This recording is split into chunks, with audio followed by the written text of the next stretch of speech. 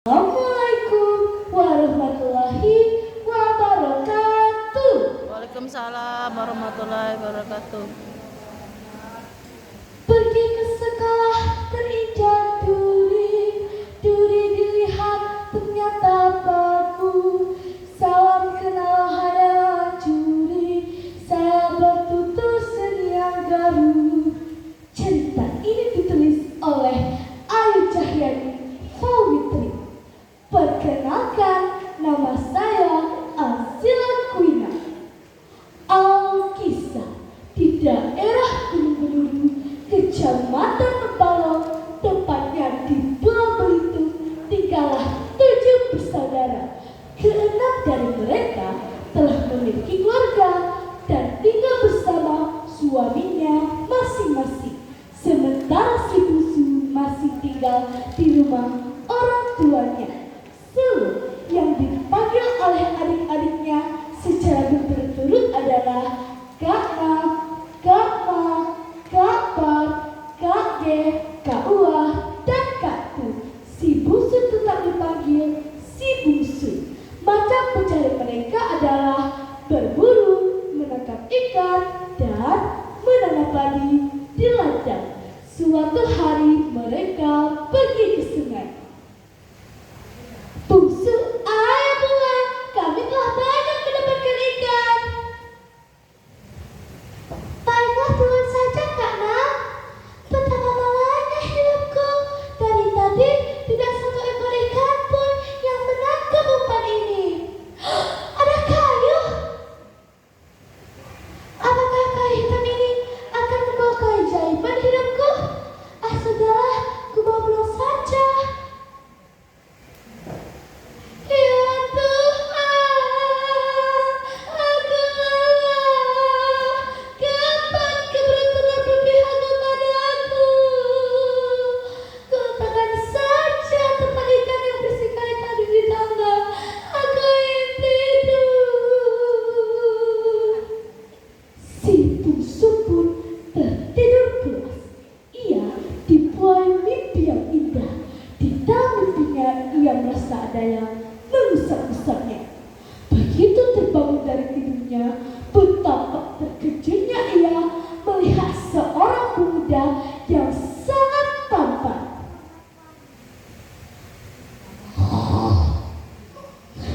Pergi kamu, pergi!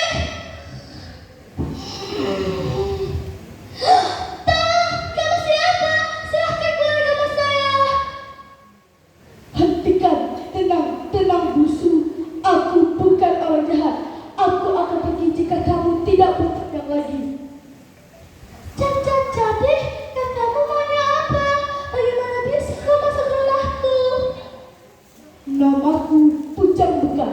Aku berasal dari sepotong kayu yang kau ambil di sungai tadi pagi. Aku tidak percaya. Bagaimana bisa sepotong kayu bisa berubah menjadi seorang manusia? Kamu jangan mengada-ngada. Aku tahu kau sulit mempercayainya. Sejenak suasana hening.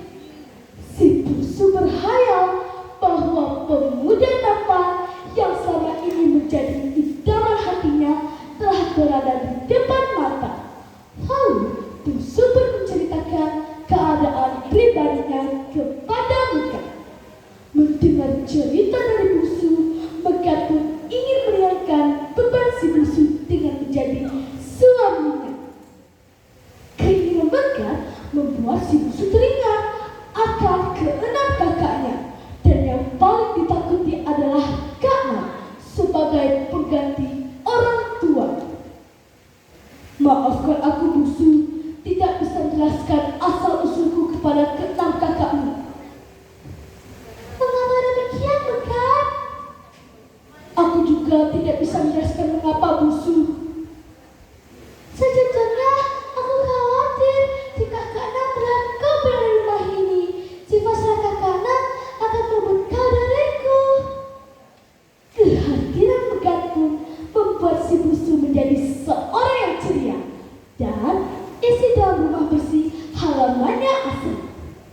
Perubahan pada si bungsu menarik perhatian Kak Nal yang berkunjung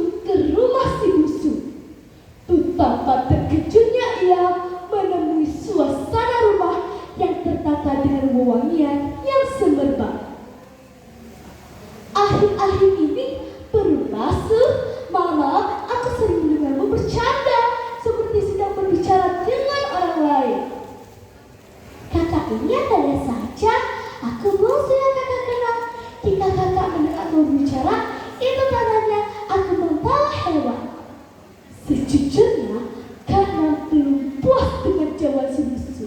Lalu seminggu kemudian, Kak Nal kembali mengunjungi rumah si bungsu. Tok tok tok, permisi bungsu, apakah kau ada di dalam? Rasanya aku ingin makan sirih. Masuk saja Kak, aku sedang makan di dapur. Jika kakak ingin makan sirih, ambillah sendiri. Su, dapurnya tidak ada. Di mana kau meletakkannya? Ambillah sendiri di dapur Kak.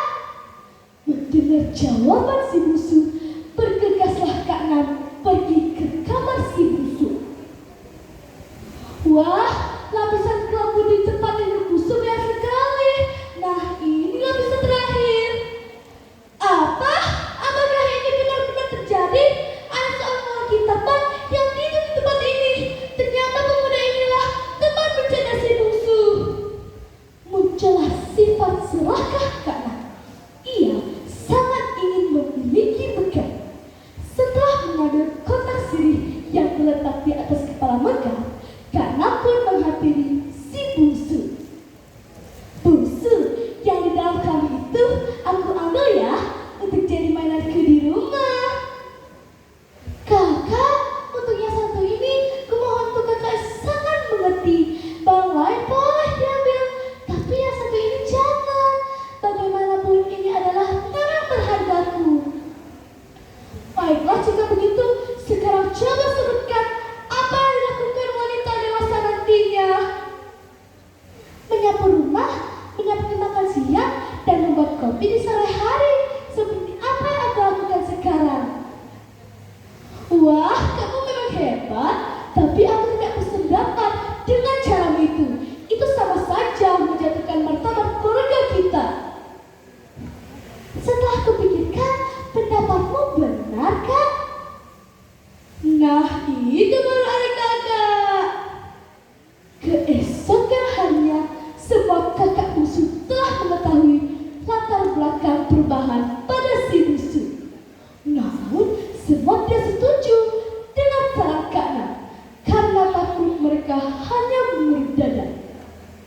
Dengan keteguhan hati, bungsu pun melakukan apa yang disarankan Kak Nan. Pagi pun telah tiba. Bungsu telah terbangun dari tidurnya. Namun Mega tidak melihat sarapan seperti biasanya. Kelihatannya bungsu bangun siang, dan ia juga melihat terdapat beliung yang diletakkan di atas pintu. Sehingga ketika pintu dibuka, beliung tersebut akan mengenai kepala Mega. Mendapat kondisi demikian, bergegaslah Mega untuk membangunkan si bungsu. Bungsu, apa yang kau lakukan selama ini benar. Semestinya kita harus mencari saran dari seseorang bungsu, terutama saran Kak Nan. Sungguh licik Kak Nan itu bungsu. Beraninya kau berkata kasar kepada kakakku. Dasar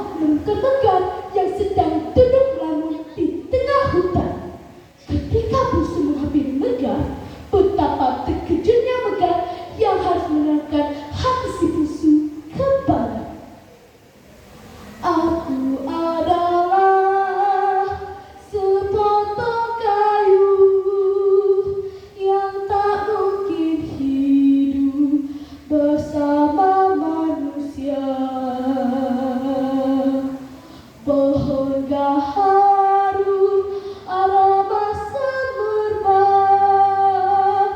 dari tubuhku akan bersinar. Kesempatan kali ini digunakan Megan untuk melanjutkan perjalanannya. Tiba-tiba ia berpikir jika ia terus berjalan pasti dia akan keletihan dan musuh akan menemukannya kembali.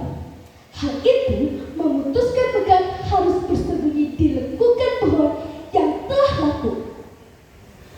Konon, pohon lapuk yang telah menjadi tempat bersembunyi adalah pohon gaharu.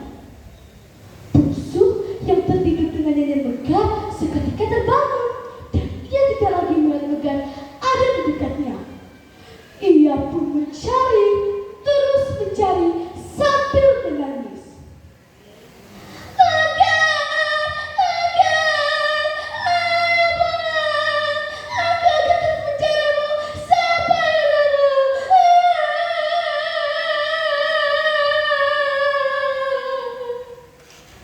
Namun nasib telah menjadi bubur.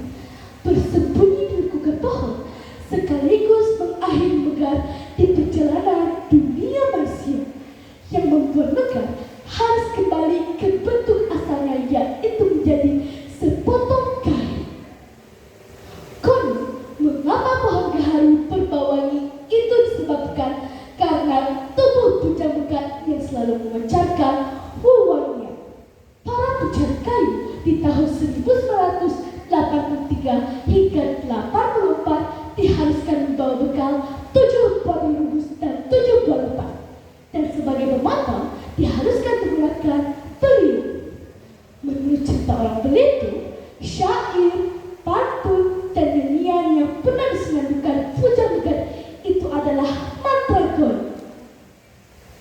Nah teman-teman, pesan moral dari cerita ini adalah jika kita mendapatkan salah, maka salah tersebut harus cari terlebih dahulu.